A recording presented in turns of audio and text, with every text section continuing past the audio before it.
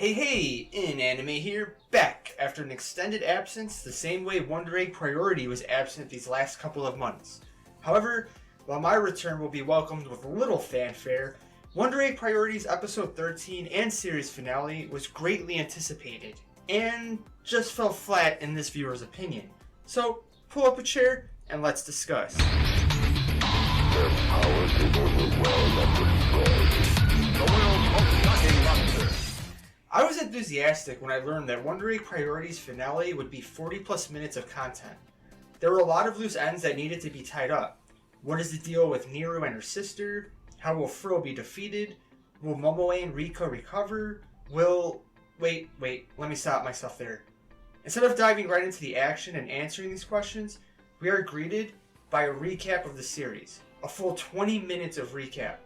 Now, there is a plus to having a recap. We have waited months to get this finale, and I will admit that I did forget some things. But I didn't forget any of the key points of the series, which I'm sure many fans didn't either. And that's precisely what the recap focused on. Key points that we wouldn't forget. It's also all the more frustrating that half of the finale was recap when a full episode previously was a recap episode. Once we finally got to the new material, it doesn't really get much better. I'm not going to focus on a summation of the episode, but rather talk about some things that annoyed me, confused me, or topics that could have been handled a lot differently.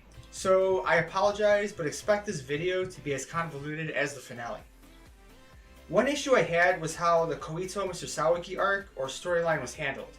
For a long time, I assumed that Mr. Sawaki was a bad guy and an antagonist of the story. It's one of the greatest aspects of Wonder Egg Priority, getting little details that made me think that, what's going on with him and Koito and I even made a video or two about my theories on his relationship with both of them. Unfortunately, this episode destroys the very foundation that the series was built upon, the idea that we sympathize with the female victims of various assaults. Koito is turned into the bad guy in this episode.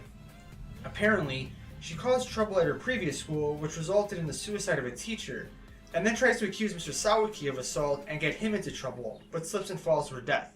More on that in a second. This new detail makes Mr. Sawaki the victim and Koito the manipulating harlot.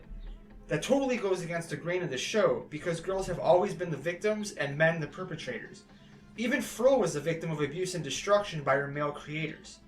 The storyline was better off when we, as the viewer, were left in the dark about the circumstance of her death, because it allowed us to either see Mr. Sawaki as a bad person, or use our imagination for her reasoning if we were to believe that Mr. Sawaki was good. Now, back to her falling. According to Mr. Sawaki, she ends up slipping and falling to her death. That's not exactly a suicide. So either that's an error by the writing staff, or it gives me satisfaction that Mr. Sawaki is a liar and didn't want to give Ai the true details about Koito's death. I like that theory better because we don't even see Mr. Sawaki again in the episode. If he truly loved Ai's mom and was integrating himself into her family, I think he would have appeared in at least another scene where she was crying and needed to be consoled, or when she was transferring schools. Again, this is just an idea that I have that makes the storyline better for me. And keeping on the topic of Koito, let's discuss the girls coming back to the real world and not remembering anything. I like the idea that Chiemi, Koito, etc. don't remember their previous lives when they're brought back, because in fantasy or sci-fi, there's typically a sacrifice that comes along with regaining or keeping life. The way all the main girls lost their animal partners to have their lives spared is like the girls that were rescued were brought back with their memories wiped clean. Symbolically, it shows how fickle teenage bonds can be. Look at Ai, for example. She meets Neru, Rika, and Momoe at various points of the series, and she builds what seemed to be a very strong bond with them through the shared trials and tribulations they all went through. And yet, at the end of the episode, she's grown apart from them. In the age of technology, it's relatively easy to keep in touch with friends if you change schools or move away, but here, they're no longer friends. That's just adolescence. As an adult, it's rare to have the same group of friends you grow up with, no matter what adventures and good times you all may have had. That's the way of thinking of this revelation. The issue I have with the mind wipe is it may not be a mind wipe at all. Parallel universes become a big concept halfway through the series, and it's important in this episode. So that leads me to believe that all these girls are the parallel universe version of themselves. Koito, who was ultra friendly to Ai, has now become dismissive and even pretentious toward her. Chiemi not only doesn't offer money to Rika, but she isn't even her fan anymore, which is the polar opposite of the Chiemi we learned about early on in the series. And I think I'm backed up in this claim by the Frill-Neru interaction. The biggest twist of the episode is when we find out that Neru is an AI. It wasn't exactly a shocker to me, because in some of my previous videos, I mentioned that Neru was working for the Akkas, but didn't know in what capacity. Now we know that she was created by Kotobuki in the likeness of Iru, who is Neru's sister. Iru became jealous of Neru, stabbed her, and for reasons not explained, committed suicide afterward. I'm going to chalk the reason for that as being completely influenced by Frill. Neru is the complete opposite of Frill. Frill was a form of AI that was isolated, sociopathic, and psychotic. Neru, on the other hand, was created with the ability to explore the world, build friendships, and feel emotion. The interaction between the two is one of the most confusing and perplexing aspects of the finale, because Frill offers her the chance to become human. Bear with me because this explanation may get complicated. Rika and I are watching a recording of Neru's battle in the dream world. Iru tells Neru that she should stay while she goes back to the real world. Then, Frill and her minions confront Neru, again in the dream world. After Frill's offer, Neru seems to disappear with her to what I assume is the parallel world. I'm going to conclude that Frill has access to the parallel world, which in turn gives the Akkas their power to access it as well, and bring parallel versions of girls back. This would make sense because at the end of the episode, Ai apparently has to crack open eggs and quote-unquote save more girls in order to meet Neru again. The last minutes or so of the episode are the most frustrating on a number of levels.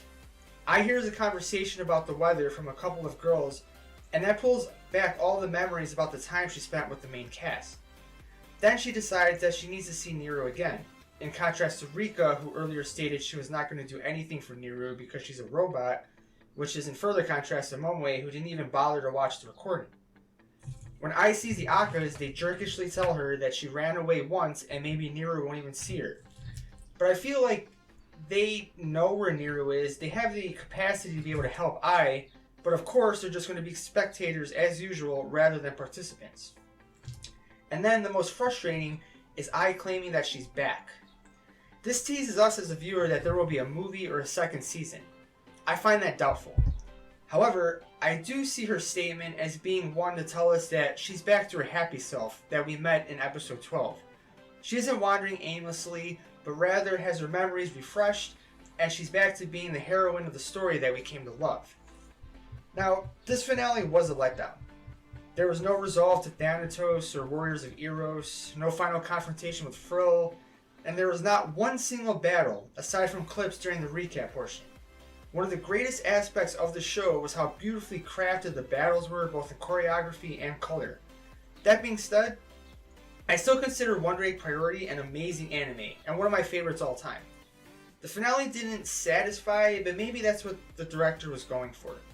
He subverted expectations, and much like the series as a whole, it was a bummer. There aren't always happy endings, and conclusions can be complicated, but the beauty of this being the finale episode is you don't necessarily have to skip it in the middle of the series. You can watch the series without it and still get a great story and satisfaction from it.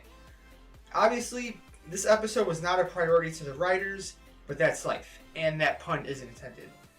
Anyway, I'm an anime, and I'm out. Anime.